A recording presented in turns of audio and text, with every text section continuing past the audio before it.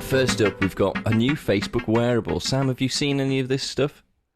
Was it the watch that they're trying to bring out? Well, I don't think it's quite a watch, but there's a new blog post on the Facebook tech website, which is tech.fb.com, which talks about it talks about a couple of things. It talks about all-day wearable glasses, but it also talks about air gestures.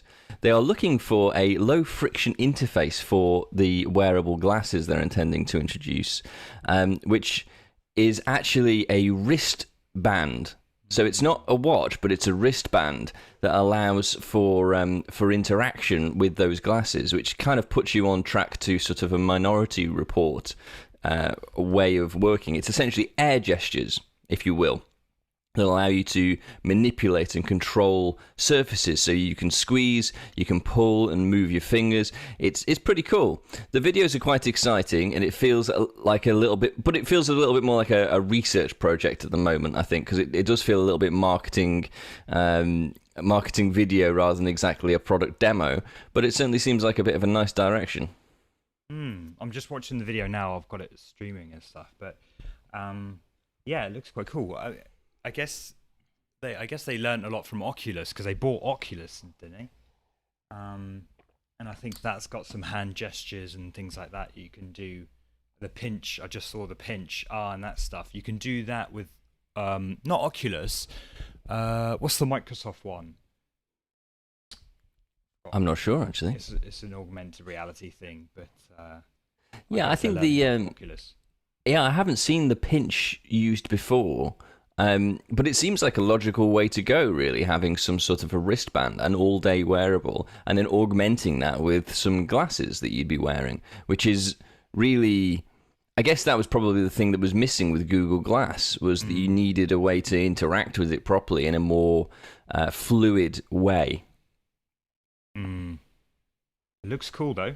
I mean, are Facebook, dare I say, not allowed, but... Really, are Facebook going to be trusted with this sort of stuff, though? That's the thing.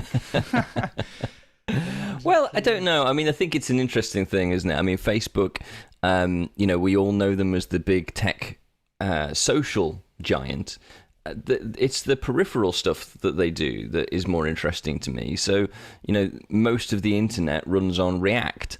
And obviously that was built in-house at Facebook. And they've built some very, very cool technology from inside their dev department. And so, I think for me, it's probably the additional stuff that they're doing, not necessarily the social stuff that's interesting. I think essentially what you've got in there is a company that certainly has questionable morals, but has a big tech budget, and it's a great place for engineers to go and play with stuff.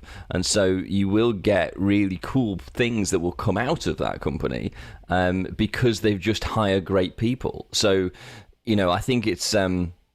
I don't really want to go into the moral side of things because we do all of the time, but I think in terms of stuff like this that's coming out of it, that could be pretty cool. I mean, the only thing that we need to worry about is the standard stuff of like, okay, are they tracking you? What are they intending to do with the data, and all that sort of stuff. But for now, this is some cool tech, and I don't think it'll just be them. I think it's pretty smart to put to put a band on your wrist that allows you to control interactions.